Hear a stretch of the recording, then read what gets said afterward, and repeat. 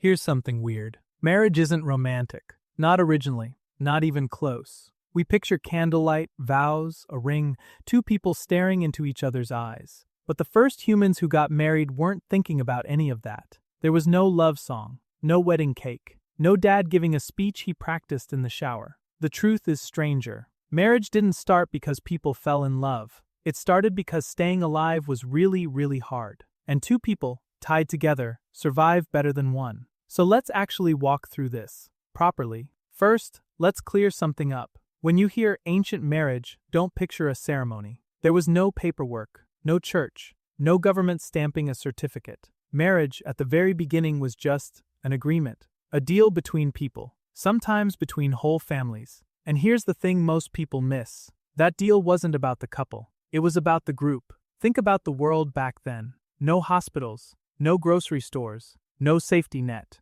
If you had a baby, that baby needed years of protection before it could survive on its own. Human kids are basically helpless for way longer than almost any other animal. A baby deer walks in an hour. A human baby can't even hold its own head up. So who's gonna protect that kid? Who's gonna feed the mother while she recovers? Who's gonna make sure this little screaming bundle actually makes it to adulthood? That's the problem marriage was quietly built to solve. Because raising a human being wasn't a two-person job. It was a whole tribe job. And marriage was the tool that decided who was responsible for who. Now here's where it gets clever. Early humans lived in small groups. And small groups have a big problem. Conflict. Who gets which partner? Who feeds whose kids? Who owes what to who? These fights could tear a tribe apart. And a tribe that's fighting itself? That tribe doesn't last the winter. So marriage became a kind of peace treaty. A set of rules. It said these two are together. Their kids belong to this family. Everyone else, back off. It calmed things down.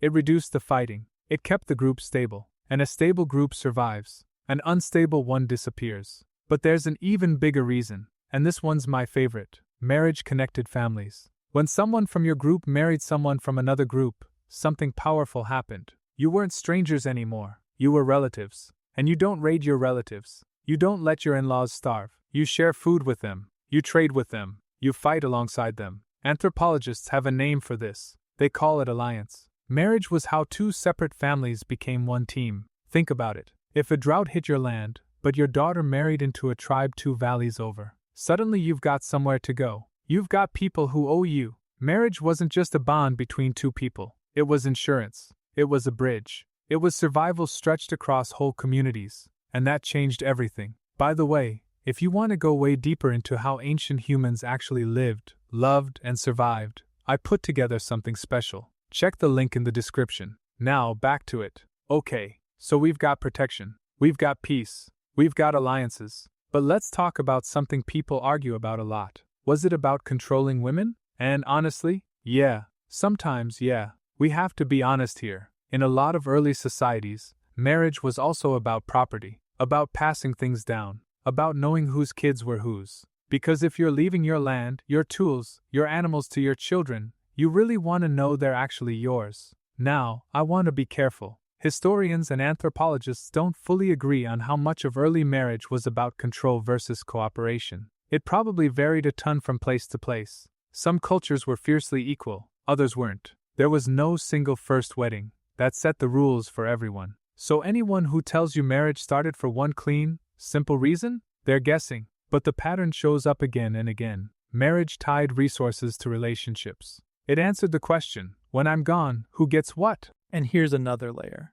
Religion. As groups got bigger, marriage started getting wrapped in ritual. Ceremonies, blessings, spirits, gods watching over the union. Why? Because a promise made in front of your family is easy to break. But a promise made in front of your gods, that one sticks. Ritual made the deal serious. It made breaking it dangerous, not just socially, but spiritually. The ceremony wasn't decoration, it was enforcement. So now we've got this whole machine. Marriage protects kids, it calms the tribe, it links families, it manages property, and ritual locks it all in place. But, and here's the twist, none of this was planned. Nobody sat around a fire one night and invented marriage on purpose.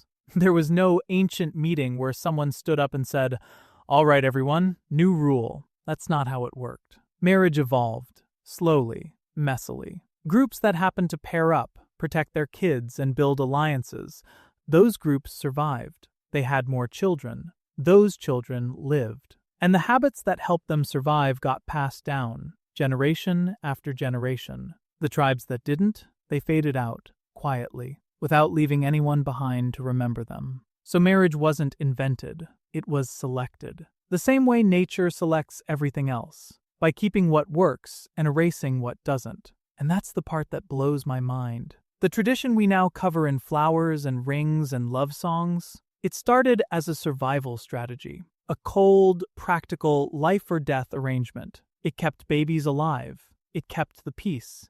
It built bridges between strangers. The love came later. The romance came later. We added the meaning on top, the way we add meaning to almost everything. So the next time you're at a wedding, watching two people promise forever, remember what you're really looking at. You're looking at one of the oldest survival tools our species ever built. Older than cities, older than writing, older than money. Two people standing together. Because 100,000 years ago, standing together is how our ancestors made it through the night. They didn't marry for love. They married to survive. And somewhere along the way, we got lucky enough to have both.